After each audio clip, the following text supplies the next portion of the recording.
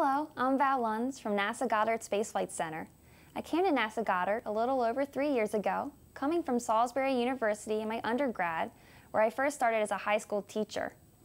Then coming here to NASA Goddard as a contractor, supporting several art directorates and professional admin-like assigned duties, but then obtaining my graduate degree and joining the STEM program to now be a government worker, helping to lead and support our IT governance and portfolio management program, but more specifically our investment management process as it relates to how our information technology resources can better enable the NASA mission.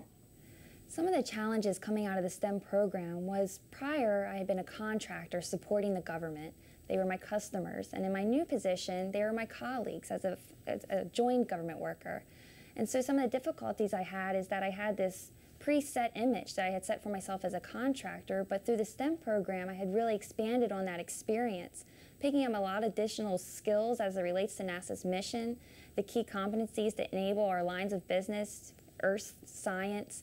and building that into my new role as a government employee. I wanted to make sure that that was known, that I was able to set an image for myself, but rather realizing that it was important to hold on to that past as it helped strengthen me as an individual and helped me to succeed to better enable NASA.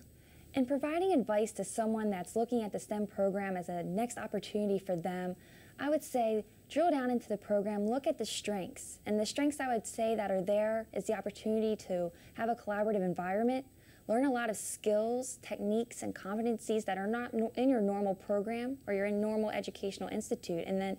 the STEM program allows you to really go outside the box, provide a lot of creativity, a lot of innovation, which is what NASA provides to our global environment right now. It provides to us as individuals, and it provides to us as a nation.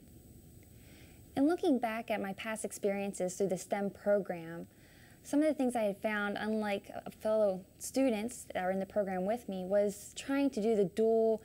learning and serving in a career role at the same time. And also the personal aspect of being married and trying to run a household. I felt it difficult to try to give my full self to a lot of the activities, the small groups, the team sessions that came through the STEM program. Those things, realizing how important they were to make sure that you're not in your own silo vision, but that you're rather listening to the experiences and lessons learned from your peers and those small working group environments.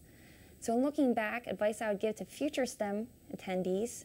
I would say make sure you take the time, take the deep breath, engage, involve yourself, and know that those other things that are there on the side will still be there when you come back. Some of the life-learned lessons I found myself, one through the STEM program, but also just as I continue to engage in other developing opportunities, is that nothing's set in stone, that there is no ceiling, that the sky is for forever. And so looking back 5 years from now, I was coming out with my bachelor's degree in fine arts, unsure of what I would do or what was next for me.